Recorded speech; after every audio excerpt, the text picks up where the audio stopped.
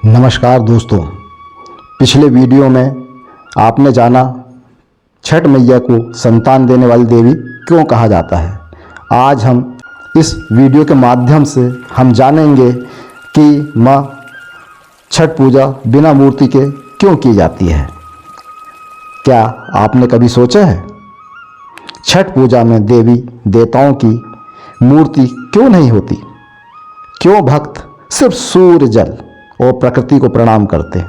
आखिर इस पूजा में कौन सा ऐसा रहस्य छिपा है जो इसे बाकी पर्वों में इतना अलग बनाता है?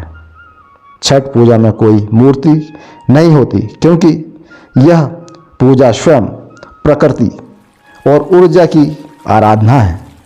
सूर्य देव को मूर्त रूप में नहीं बल्कि उनके तेज, प्रकाश और जीवनदायिनी शक्ति के रूप में पूजा जाता है।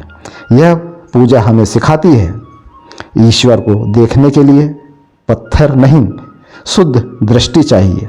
जब भक्त जल में खड़ा होकर अस्त और उदय होते सूर्य को अर्घ्य देता है, वो कहता है, हे सूर्यदेव, मैं आपको नहीं देखता, मैं आपकी ऊर्जा को अनुभव करता हूँ।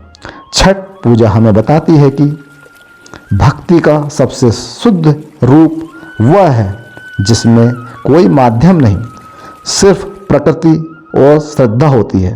ना मंदिर की ज़रूरत, ना मूर्ति की ज़रूरत, बस एक साफ हृदय और सूर्य की ओर झुका हुआ मन। इसलिए छठ पूजा को कहा गया है निष्काम भक्ति का सबसे शुद्ध पर्व। सूर्य की किरणें हमारे शरीर में ऊर्जा और सकारात्मकता भरती है। छठ के दौरान सूर्योदय और सूर्यास्त के समय सूर्य की रोशनी हमारी आत्मा और शरीर दोनों को शुद्ध करती है। इसलिए कहा गया है सूर्य की उपासना करो, क्योंकि यह जीवन का साक्षात रूप है।